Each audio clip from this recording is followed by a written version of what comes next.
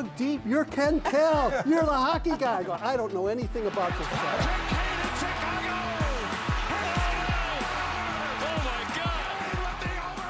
This is The Conversation Line, presented by Fieger Law. What's up, Red Wings fans? Welcome to another edition of The Conversation Line, brought to you by Fieger Law. I'm Daniella Bruce, alongside the radio voice of your Detroit Red Wings, and joining us today, Red Wings defenseman Mo Seider. Mo, it's been a little while since you've been on the podcast. First of all, thank you. And how are you? It's good to catch up with you. Yeah, last time we talked about my Twitter profile, I guess. That was a long time ago. Wait, we have to start there. Do you know that account got deactivated finally? Finally? It Yeah. was tricking people. Yeah, I bet. I heard some people on the radio talking about it as That's if funny. I'm like, that's not Mo. I promise you guys, it's Yeah. not him. No, I think it's still pretty hilarious to You just loved it, kind of. go with the with that myth that it's my account. But no, some of the question doing great. Obviously, a lot going in the upward direction. Obviously, that lifts a little bit of pressure off yourself too. Just feeling really good going into the new year like that.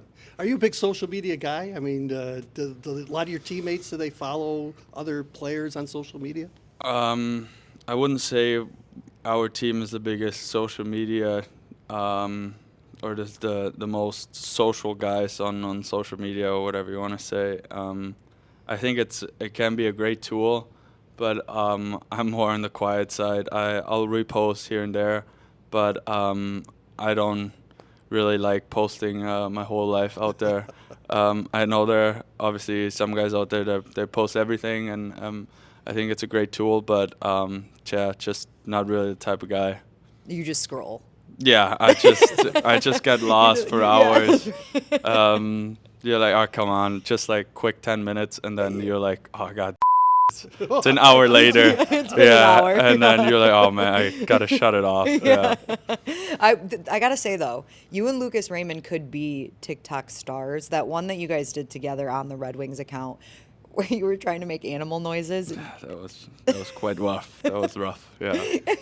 The frog noise, I don't know where that was. Yeah, I don't know where that came from, but I mean, I did my part of the challenge. I mean, I think Lucas was still confused with some of the animal names and what kind of sounds they make. But I'm glad we put that behind us. We'll to be say honest. it's the language. It's for sure language barrier. Yeah. That's one of the best excuses we always use whenever something's going wrong or going downhill for both of us. We just called a language barrier, and it's like can't really say anything against it. Yeah. You know, one of my favorite shows, though, when you first came here was the Mo and Joe show. Yeah, it was funny. And that was fun. I really enjoyed it. How did that come about, and did you have fun with it? I think the people loved it way more than Joy and myself. Almost got forced into it, but we kind of, I think, like rode the wave there a little bit. Did a special episode in Seattle, and but I'm glad once again we kind of closed that chapter. I mean, there's the Pat and Cat thing now. I think that's great. That's what the fans want to see. But yeah, I think it was fun. But I don't know. It's just not quite that cool when you're behind it or in front of the camera. I think it's more fun seeing it online than actually doing it. Okay, but that Seattle episode, there's one story that I'm going to share, and Joe is probably going to hate me for telling this story, but that's okay. It was off camera. We didn't have the cameras rolling. Fun day, right? And we stopped. We were just walking around, and somebody stops all of us and recognizes you, right, and says, hey, Mo Seider, like, can I take a picture with you? And hands the phone to Joe to take the picture. Yeah, a very humbling moment for Joey. But I honestly think he soaked it pretty well. Yeah, he was just great. Stood up, took the picture, and It was probably a great picture, too. I trust Joe. yeah, that was a good job. Joe. Now, Mo, you were born in Zell, Germany, right? And I was doing some research on Zell, and it's a big wine country.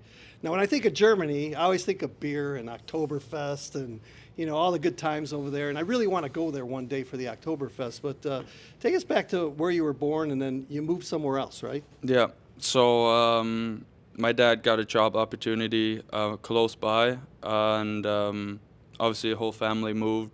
They already had my brother at the time. He kind of grew up there.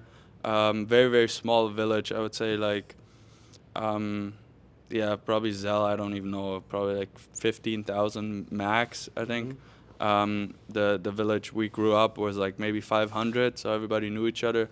And I don't remember much, to be honest. I was 3 when we moved away, but yeah, my mom still loves it. She goes back every year. She's a big wine fan. Loves the white Riesling, and yeah, just enjoys herself catching up with some friends, and it's a cool place for a couple days for sure. So it's been said that, growing up in Germany, your parents kind of had to move with you when you started getting serious into hockey.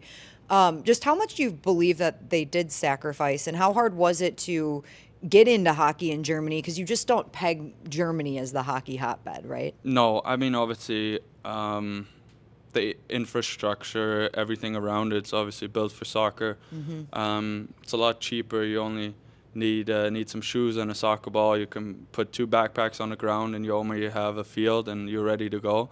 And for the ice, it's obviously a lot more complicated. It's a lot more expensive. The equipment is very expensive, and the programs that are here, like for children that are not that rich or the family can't really afford it, that's it's not really a big thing back home.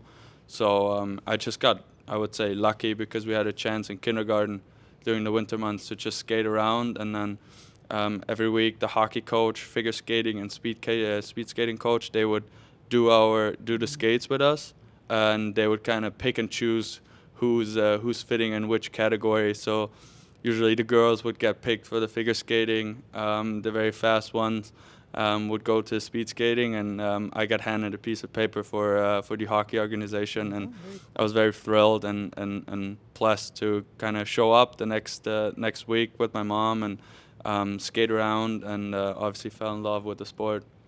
Now, you're a pretty big guy. Were you always bigger than maybe some of the kids that you played against? Not necessarily. That kind of came late.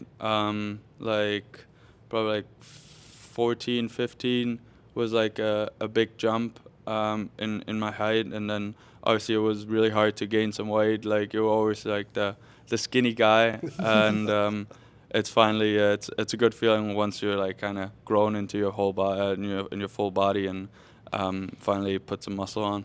Do you still feel like you're putting on the muscle and working to do so, just gain the strength aspect of things? Yeah, for sure. But I thought you were more asking if I still feel like a kid. But You are still a kid. That That's valid. That definitely is very true. But no, I feel like every summer is another challenge to kind of perfect the body and put it into even better shape for the upcoming season for sure. What did you know about the Red Wings before you were drafted by Detroit? Did you know anything about the team or any of their history? Yeah, for sure. I mean, in my opinion, it was always the coolest organization growing up. But I was a big Hawks fan too. Made a trip with my dad and my grandpa when I was 14 to the United Center, and unfortunately, Kaner did not play that game.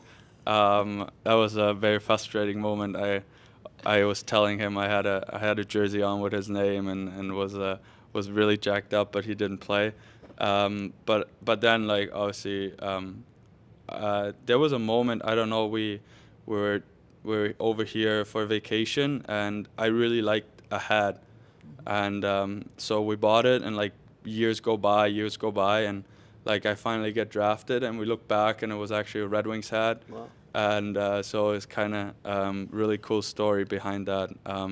Yeah, I think that's a really cool thing. Was that your first NHL game in person, the Hawks game at the United Center? Yeah. So yeah. the first game that you go to, and you've got your Patrick Kane jersey on, he doesn't play, and now he's your teammate.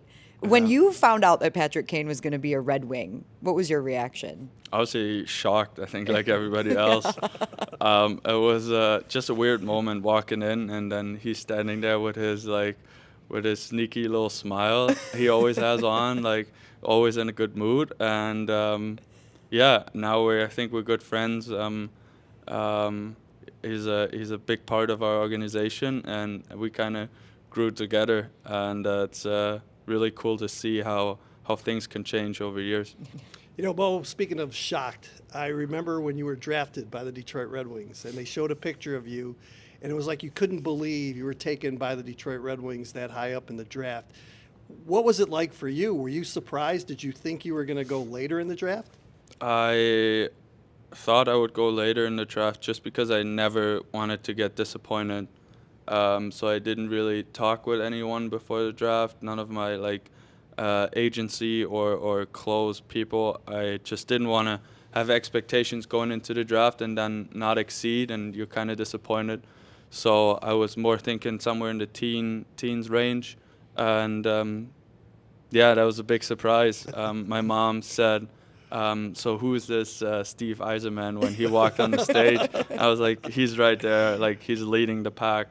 And then she was like, oh, well, then you should get ready because you're going to get called up now. And I'm like, you got to relax. Like, I'm super nervous. Like, I got sweaty palms. Like, but I cannot have you freak out even more. And, like, the seconds go by, and then he actually calls my name. So everything went kind of in shock and blank. And then you just think of, just not stumbling down the stairs or anything and don't make anything silly. Yeah, that's so funny with parents because I think everyone has a similar experience. Like, you want your parents to be proud, and you know they're proud because Mom just yeah, settle exactly. down. Like, I cannot have her freak out more than I actually am freaking out right now. So I had to calm her down. But obviously, parents, they have like a special sense for moments like this, I guess. And I'm glad it worked out. So let's fast forward a little bit. The summer was a big one for you. You signed your extension, a long-term deal here to stay in Detroit. And I'm wondering from your perspective, I know a lot of it's the agents and the organizations work together, what it was like for you to stay mentally sound through the offseason, knowing that there was potential you could miss training camp, which ended up happening. Yeah, it was honestly a big challenge. I mean, I've never went through anything like this, but on the other side, like, it's also cool that you never went through anything like this because it's a life-changing moment. Right. And I knew I just have to stay patient. I have to stay sharp and ready. And obviously, it gets a little more hard waking up every morning once you're in the late summer and have to motivate yourself going into the gym by yourself, skating by yourself. And that's kind of like mentally grinding too. That's something I learned, but obviously I think it was just a matter of time until we get something done, and I'm very glad we did. Was it easier on you because Lucas Raymond had to go through the same type of situation? You and Lucas are pretty tight. Yeah, for sure. I mean, you can share the same emotions. You can relate like no one else can relate, and obviously that's a big plus in that situation. I think we FaceTimed more than we used to. We stayed in contact pretty frequently that we're usually not that good at over the summer, and I was very glad to have him by my side, and I hope vice versa too. So wait, when you and Lucas FaceTime, do you guys speak Swedish or English? English. I mean, my Swedish is not good. Oh, yeah, I can say hello and bye. Oh, and you don't that's speak. it. That's right. Yeah, but when he came to Germany for a week, like he picked up a couple words. His favorite word is like "brudi" right now, so that means like just like bro. And so he walks into the locker room and says that all the time. And yeah, it's pretty funny that he took away something. I was thinking Marco, because Marco's the one that can speak Swedish and German, right? But his German, Swedish, English, German, Yeah. I don't know, probably French, Italian. I wouldn't be surprised if he languages. speaks all the languages. A lot of hockey players are golfers. Do you enjoy golfing? Do you play? Enjoy. It's always a tricky question. I mean, I play, but it's a very frustrating sport if you're not that good. I'm definitely into it, but it takes a lot of practice, and I'm not there yet. But it's definitely a good feeling going out there on the course. Well, they always say that hockey players are natural golfers, because you got the swing for the slap shot. Yeah, but I mean, the technique is just not there. So the swing, maybe, but like, we hit the ice way before we hit the puck, and that's the absolute opposite you want to do in golf. Like, you never want to hit the ground before you hit the ball. And yeah, I mean, I hit a lot of ground before the ball. So what is it sounds like you take up golf a little bit, but what are some other hobbies? Are you playing soccer still? Do you ever like pick that back up or? Here and there. I mean, we played more for conditioning, I would Yeah. say, in the summer. Got into paddle a little bit, pickleball, like tennis a lot. Yeah, I wouldn't say not necessarily like a wakeboarder or water ski. I think water isn't quite my element. I can swim, but that's about it.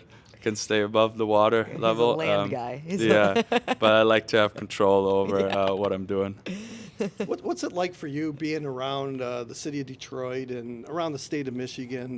Like, what do you enjoy most about being here in Detroit? I mean, it's crazy to say, but it's like it's home now. Like I've never thought there would be another place you call home than your actual home. And yeah, I mean, I like everything about it. I know a lot of people probably don't like the cold, but I couldn't imagine like living in a city where you only have one season. So I like all four. I really enjoyed our time up north every year. We even went there for Christmas this year to Bay Harbor, just like see a little bit of the water and soak in a little bit of that, a little bit of nature, and yeah, it just gives you a good feeling of coming home, relaxing, and then be ready to go when you go to work. Every time we have Ken on the podcast, I have to let our guests know that he has the boat. So if you ever need to go out on the boat in the summer, Lake St. Clair, it's Ken's your guy. Yeah. But the problem is you spend your summers in Germany, Not right? the whole summer. Not the whole summer. Yeah. Yeah, I mean, Jordan Osterley was always the guy who would take us out. But I think once they had their baby, he decided to sell his boat for a couple of years. Those That was a dang big kids. bummer. But obviously, I mean, they have to prioritize. But in a bad favor for the boys, obviously. One last question for you, Mo. Obviously, we've seen a shift in this team in the last few weeks, and you're really starting to come on and start chasing again for a wild card spot. Since Coach McLellan has come in, what is it about him that seems to be getting the best out of you guys right now? I think he just found a way to, I don't know, motivate ourselves again, like gives us a good feeling about ourselves. Obviously, he's very demanding, isn't afraid to be loud, isn't afraid to call you out right in front of everybody, and maybe that's something we needed, couple wake-up calls here and there. And he just does a good job of preparing ourselves for every opponent. And obviously a big part what we try to accomplish is really good starts, and I think that's something we're able to translate on the ice. I think people can see that we're ready right from the gate, and obviously that's something we have to bring in the future again to kind of stay in the hunt for everything. I have one last question, I'm a numbers guy. How did you end up with 53? Is that a number that you picked, or was it just given to you? Always, like growing up, it was 18 was my number. Then we moved to Mannheim, and I was like, okay, 18 was taken, so I was like, okay, maybe just close it and be done with it. So we picked 21, and then I made my pro debut in Mannheim. 18 was taken, 21 was taken. I thought about 40, but 40 was taken too. So I just ended up with 53 because we watched like Herbie, the Love Bug, the night before. And then when my grandpa passed away, I was like, yeah, he was born 53, so I just want to stay with it. And it's cool because like not a lot of people are wearing it actually, and it's kind of cool to have that. It works out for you because 40 was Zetterberg's number here too, and I imagine that one might not be available for forever here in Detroit, Although right? you could pay Copper off and get number 18 back, right? Yeah. Yeah, I mean, Kind there are of a always little cheese ways. there. 53 sounds like your number, though. It feels like that was meant to be with Yeah. your grandpa and the Yeah. movie, and yeah, that sounds like I it was think meant it's to be. very fitting, and yeah, I wouldn't change anymore. All right. Well, Mo, we appreciate your time. I'll be on the lookout for any more Twitter burner accounts that try to impersonate you. Perfect. Okay? All right. Awesome. Thank you, guys.